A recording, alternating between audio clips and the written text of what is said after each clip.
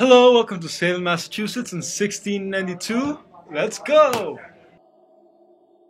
In 1692, Salem, Massachusetts became the setting for a series of trials in which 19 people were hanged for the crime of witchcraft. Another person was pressed under heavy stones until they died, and at least 4 others died in prison. Over 300 years later, Salem is now a different place, although some of the very same buildings still exist.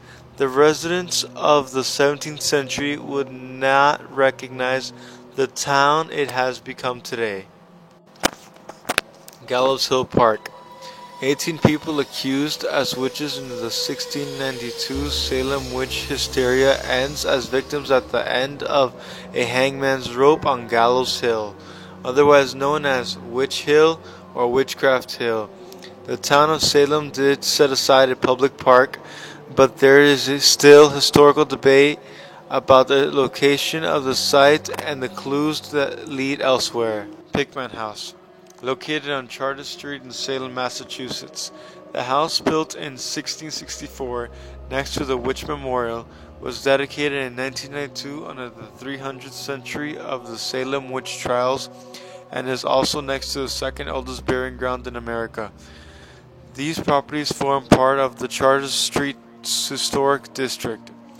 The house was restored by Historic Salem in 1969 and purchased by the Peabody Essex Museum in 1983.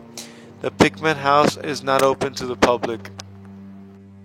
The most haunted place in Salem is the Joshua Ward House, which housed the man who served as sheriff during the Salem witch trials. A gruesome death occurred in this house where the sheriff crushed a man accused of using witchcraft to death. This man is said to haunt the Joshua Ward House today. The Witch House was the home of Judge Jonathan Corwin, and it is the only structure that still stands in Salem, Massachusetts, that had direct ties to the Salem witch trials of 1692. It was bought by Corwin in 1675 when he was only 24 years old, and he would live there for more than 40 years. And as a local magistrate, Corwin was called upon to investigate the claims of many of diabolical activity when a surge of witchcraft accusations arose in Salem and its neighboring communities. And he served on the court of Oyer and Termina, which sent 19 to the gallows, and all of those 19 refused to admit witchcraft and maintained their innocence.